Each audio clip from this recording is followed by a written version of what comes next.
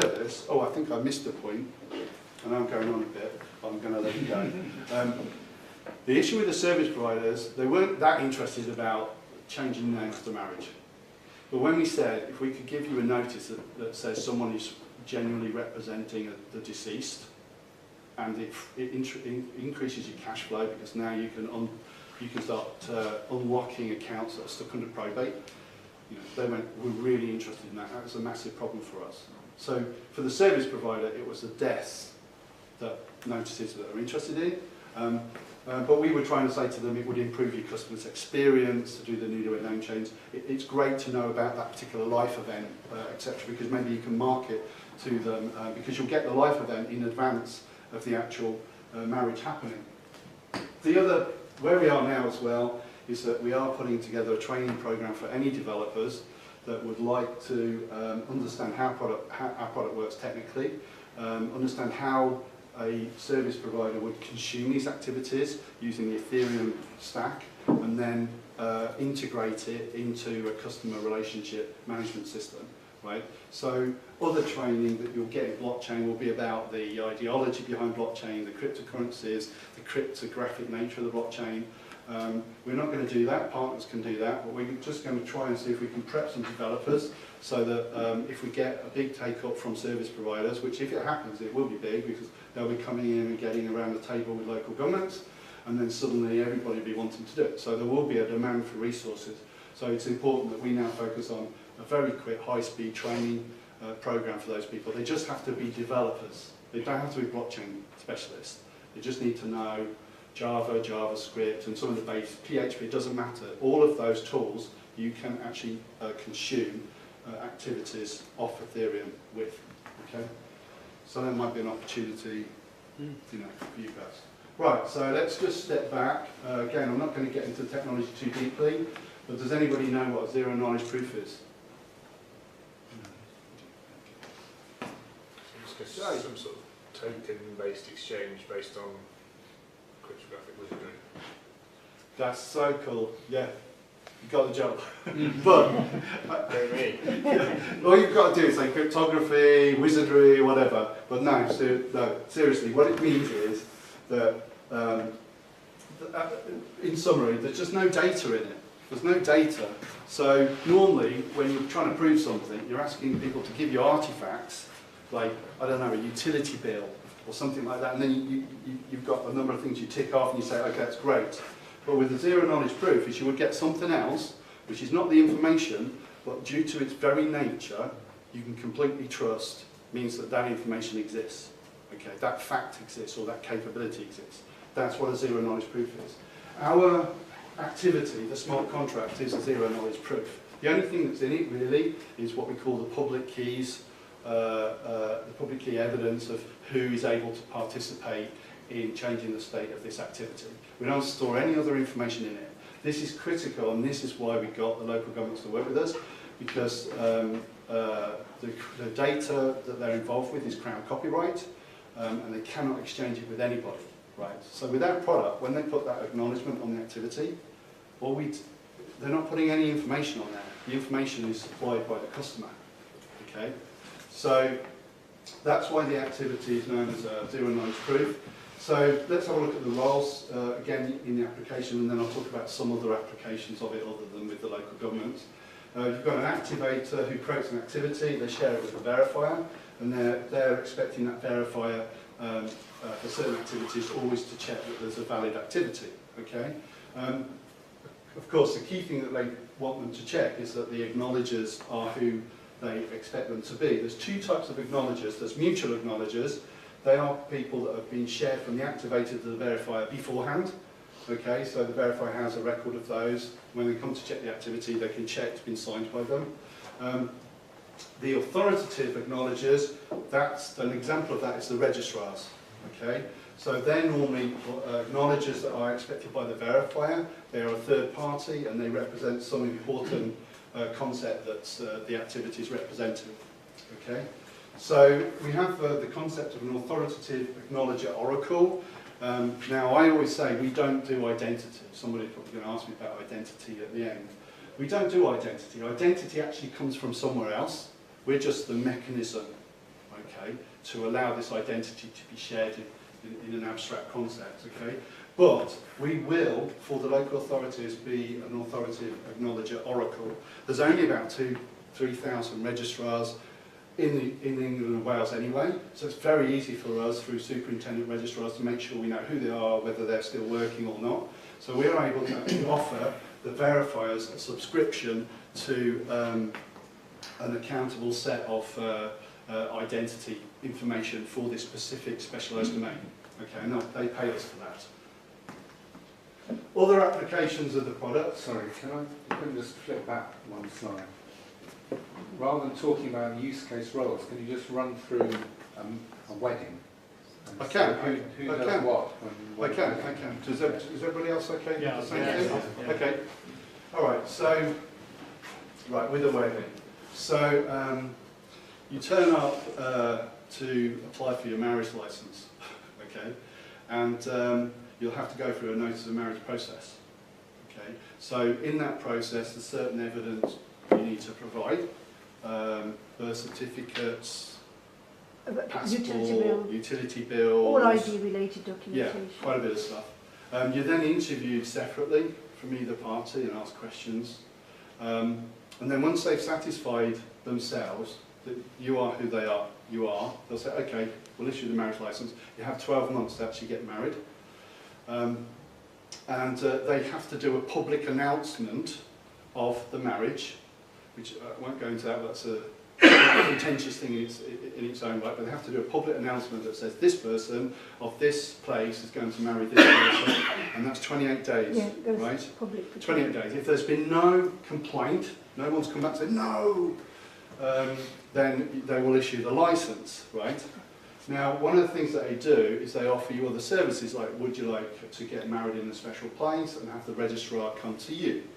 Would you like to get married in one of the council luxurious buildings, and they pay for that. So they're looking for all kinds of services like that. So ours will be one that's shared with them, and they will say, would you like a registrar's seal? What that will do is enable you to update all your service providers much easier than calling them all up. Okay? So they go, okay, yes please. They'll then be told to download the app, which they'll probably do in the waiting room while they're waiting for the partners' interviews. They download the app, and then they go into the registrar, and the registrar will tell them who's going to be the acknowledger, effectively. And then when they actually go for the process of marriage, and they've signed the registrar, register, at some point there, or shortly afterwards, the registrar will say, I see you've got an activity that you want to register a seal on, would you like me to do it now? And they just present the phone, they touch the phone or QR code it, hit a button, and it happens. After that, it's all up to the newlywed. They can then share a reference of that to any service provider, and then depending on that service provider's processes, they can just check it, and they can see that it's been acknowledged by an authoritative registrar that did conduct that wedding on that day in that jurisdiction, etc. So the bride is the activator? The bride is the activator. Yeah. And the utilities company is the verifier. Yes. And then the authoritative, that's The authoritative is a registrar. And the mutual is your witness. No mutual in that case. There's no witness required because a registrar, the witness is just... there is a witness on the marriage certificate. There is, but the registrar, the only thing that's required for this is the registrar to authoritatively acknowledge the activity. If the registrar sees the witness, that's good enough. Yes. Yeah. Yeah, oh yes, yeah. So what we're doing is inheriting all of that process, and when the registrar acknowledges, there's no data, it's just a circumstantial zero knowledge proof concept of they just sign it. You couldn't possibly have got that unless you had been married. So is that clear? Cool. We can run through an actual demo. We can do demos and stuff like that afterwards. Yeah, I think there's still beers left. Yeah. Was using the right. And what I'll try and do then is I'll try and mention the roles every time. Yeah. So okay. So working together. These are different scenarios that are all real scenarios. Although the first one is generic. So we're just talking about people that want to feel that nothing can happen unless they want it to happen, right?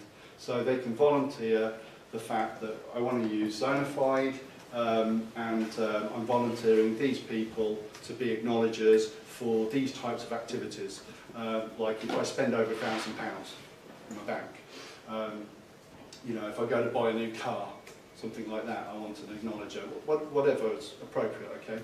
It could be a social club with a treasurer who's got some money and he's sick and tired of people moaning at him that we shouldn't have bought this or that, so he says I want 2 acknowledgers or 3 acknowledgers for every time I spend money out of the treasury. Okay, so then he's got accountability. So this is mutual, okay? This is the other extreme. This is when we reverse it round to use it from a corporate point of view. So the activator in this case is an organisation, right? They raise an activity. Now, who has received a text message that says, call your bank, press this link? Right. Everybody. You all have, right? Dodgy, dodgy, dodgy. So what we can solve that problem, because what they do is they create an activity that can be automatically created, and when they send that message out, it's got the activity address on it, which is globally available through the blockchain platform. With our product, if the consumer's got the product, the activity, it will automatically open the product. It doesn't do that now. It will automatically open Zonafide. It will come up and it will confirm this message is associated with an activity that was issued from Eon, okay, for this thing, for this type of thing, which would just be really what we call a hash of what they're saying they want to do in there, okay. Now, we educate the public today that when they transact online, they check that they've got a little lock at the top, they're on HTTPS.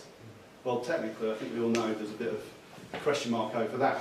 But when it comes to educating the public, it will be exactly the same thing. When you receive any instruction from someone who claims to be a service provider of yours, if you're using Zonafide, click on the Zonafide, the ID they've sent in the message, and it'll open Zonafide and tell you that it is who you think it is, and what they want to do is what the activity relates to.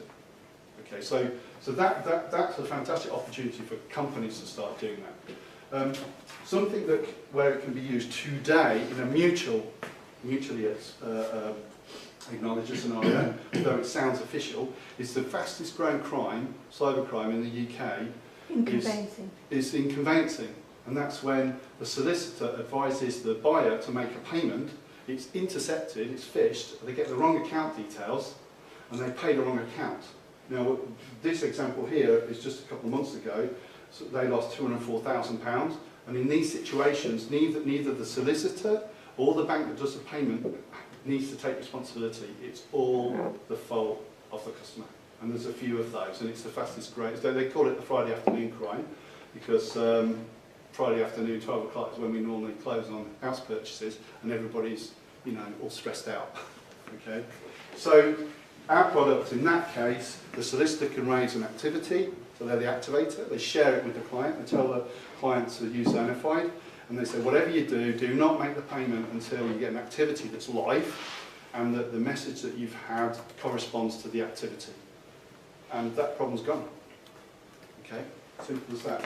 Here, this is there's quite a few organisations under corporate and social responsibility that have been speaking to us about how they can help use the product to help people that have impaired judgment. So there's a carer or a relative, and there's certain activities that they want to ensure this person doesn't accidentally contract with, because they're not quite, maybe it's the second tarmac drive they've had in a month or something, right? So in that situation, it can be used. The activator there is the workman or tradesman that is required to prove that there was an agreement. The acknowledger is the relative or the carer, and the verifier is anybody, you know, involved in just checking that activity is legitimate. So it could be that there's a family member, and the carer is the verifier. So the roles kind of switch depending on how it's appropriate. This is an interesting one because my son's just come back from Las Vegas, and he has actually said it really is Sin City. There's a reason it's called that, okay? But just, you know, we can all be personally exuberant. We had a friend when we started this business 3 years ago, as we were talking to lots of people that had some form of identity there. He lost £30,000 in an hour. Now, what happened there, he was drunk, he had Rohypnol, he was drugged in Rohypnol, He's my age, not stupid, you know. And they persuaded him to call his bank and transfer his money to lots of other places. 3 days later, he thought something's not quite right here. It took him 2 years to get the right to listen to him recorded with, I believe, Barclays, saying, move the money. And he said, but I don't sound right, there's obviously something wrong with me. And they said, well, we get lots of people that are drunk, that have been out, you know, and are calling to move money. So we can't make that judgment. You did it, so he lost the money. Now, you can set a limit on that night where you say, with my bank, I don't want anything to happen, you know, unless it's acknowledged by my partner. So even though you've gone out and had a good night, you've reached your limit, they can't do anything. Or the bank will say, no, you need your partner to acknowledge. And of course, under that circumstance, they wouldn't be able to get the partner's acknowledgement on an activity. But was that okay when I compared? Okay. Brilliant. Thanks. Is there a use case? I know obviously we've gone through all of these, but I don't know the intricacies around wills and when people pass away, but is there something around that where you can verify that you've got a next of kin and this is who's going to get all my estate or all the money that I've got? Like a smart contract for a will or something? Yeah. The activities that I've been talking about so far don't have a workflow, but actually in this one I was going to tell you that the idea is that the activities end up being domain specific, and there are domain specific oracles that you can refer to confirm authoritative acknowledgers. So it's possible that in the future on our roadmap, because the idea is we want the community to make these activities and then they use them, they make them available in our product, and in the ecosystem of our product people earn a bit of the ether or token for actually contributing a useful activity that people can use, right? So that could be a useful activity that someone puts together, which is a will execution smart contract, and it says who's going to get what, etc., and who the authoritative acknowledger is, and who's verifying it. Sorry? Which is probably a solicitor. Yeah. So that's like an advanced, at the moment we're just starting with something as simple as just signing something, and just the fact that, acknowledging something, and just the fact that that's acknowledged carries all of the circumstance sufficient for the verifier to believe it's true. There's so many use cases of that, we don't need to get any more complicated than that. Let's have a look at our roadmap. Where we are today, we've got a basic product with a basic workflow. We don't yet need to customise that or make or white label it or make it specific for the local governments. We know the product generally works. Where we have to focus now is just getting this kit that we can quickly get service providers, the developers with service providers to use and understand how they can actually really easily consume and trust these activity notices. The next thing though is the domain-specific activity workflows. As we meet people, they keep giving us these ideas. So what we want to do is create a community where we create some smart contracts that are work with our activity API, and then people can start to see them in a directory of activities and choose them. And then, you know, we'd have a typical community rating for those because they're contracts from a third party, not us. Authoritative acknowledger oracles. We haven't built that software yet. I'm not seeing that a challenge.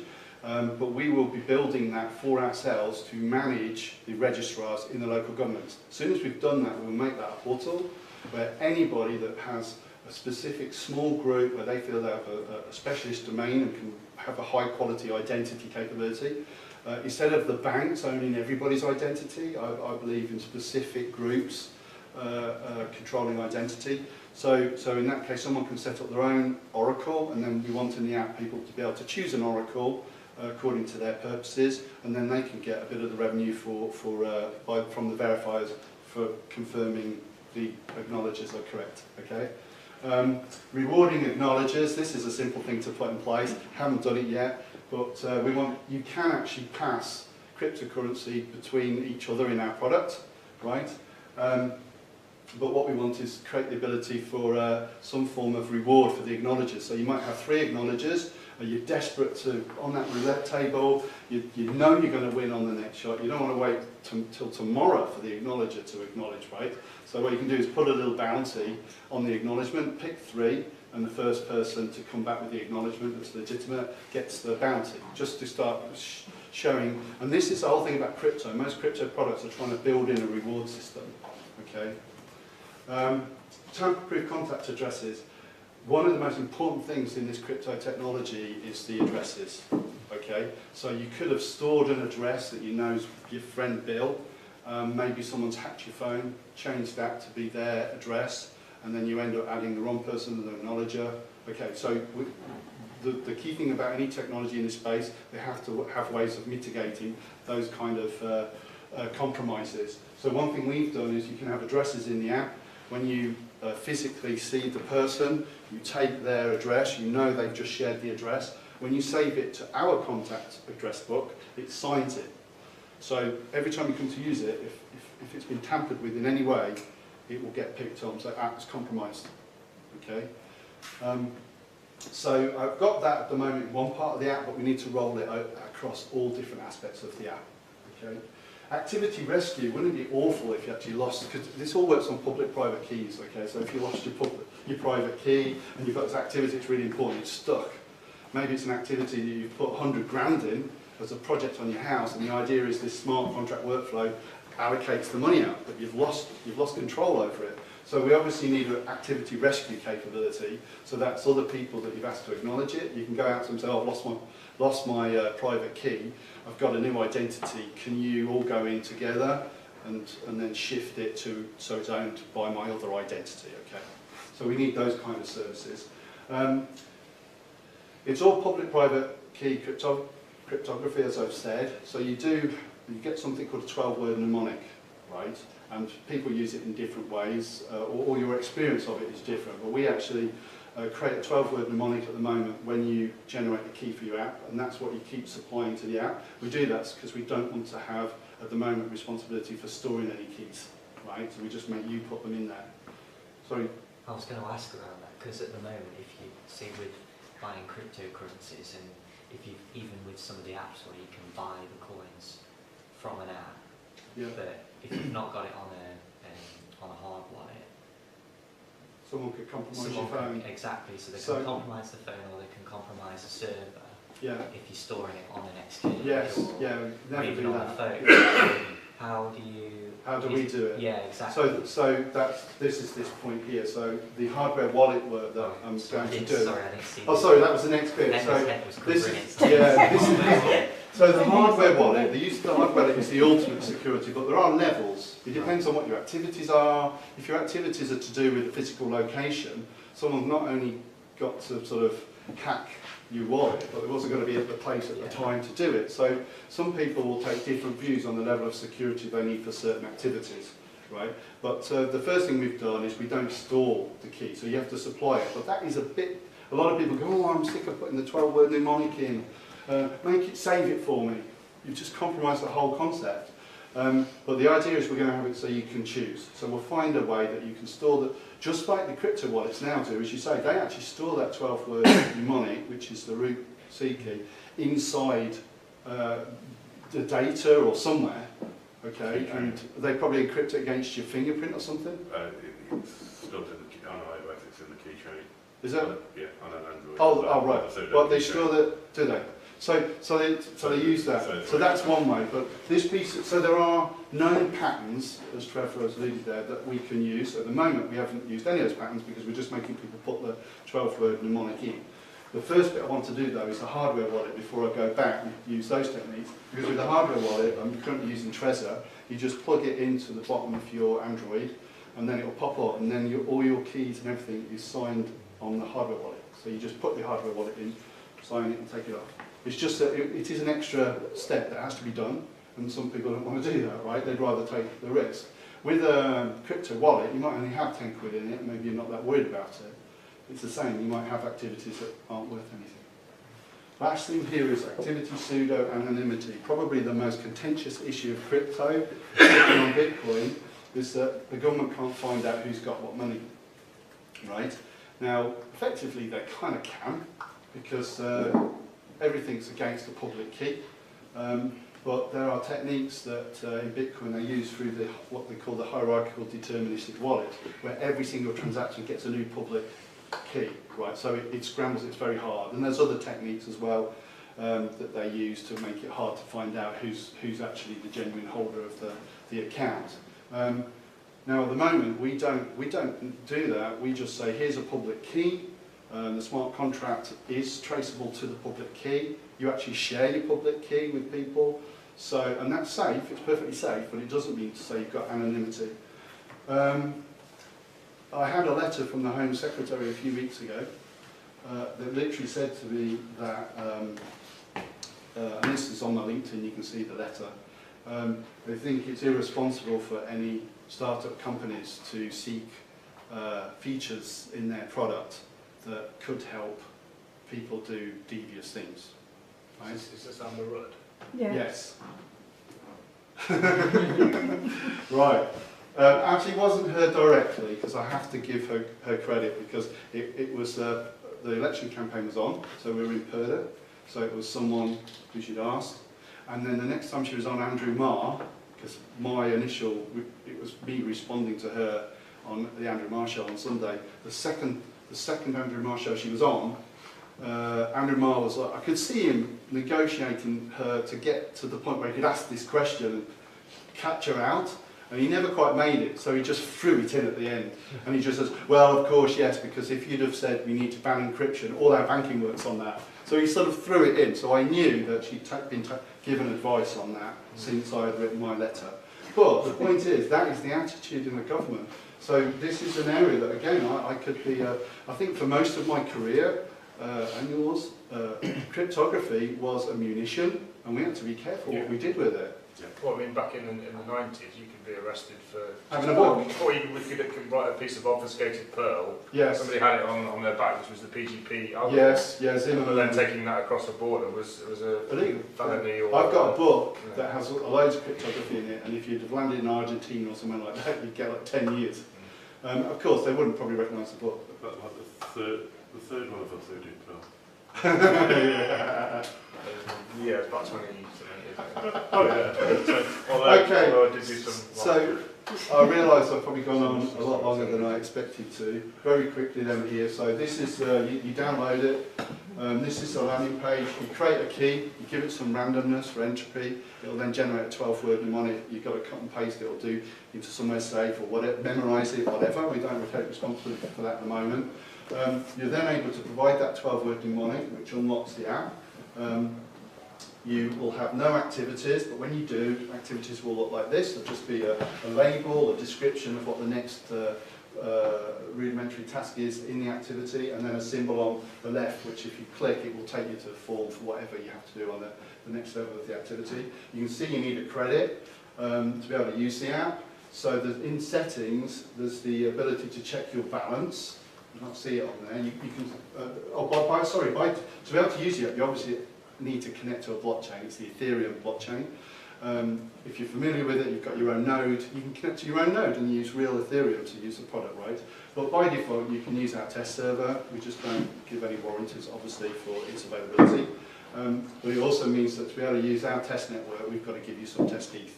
So on the menu, you'll see there's a share address. And if you did download it tonight and you present us with a QR code, I'll just take the QR code and push you some ETH to start with. In the settings menu as well, you can actually take other people's addresses and push them some of your ETH, right? So, that's as simple as that. Once you've got some ETH, you can just give the activity a name. The name is not stored in the smart contract on the blockchain, it's just referenced here. We just keep a reference of the address of the smart contract, that's all. So the first thing will be, if anybody knows about the nature of the blockchain, first of all you request a transaction. And then there's all of these machines, part of the decentralized network, that do something called mining. They solve some important algorithm, and in doing so they ensure the integrity of your transaction with other transactions, and they get a reward for that. Okay? So the first thing, you'll get a notice back saying you're waiting on the network, and then the second one, it will say it's established on the network.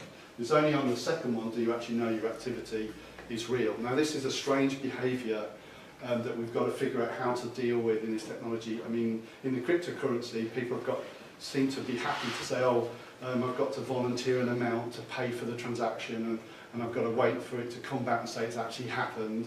But it's a bit of a strange thing to expect ordinary public to do, in my opinion. But it might be acceptable to crypto people, but to create an activity, that concept doesn't make sense, right? So we just give these alerts. Once you've got an activity as a smart contract, you can share it, present it as a QR code physically, or push it over any of your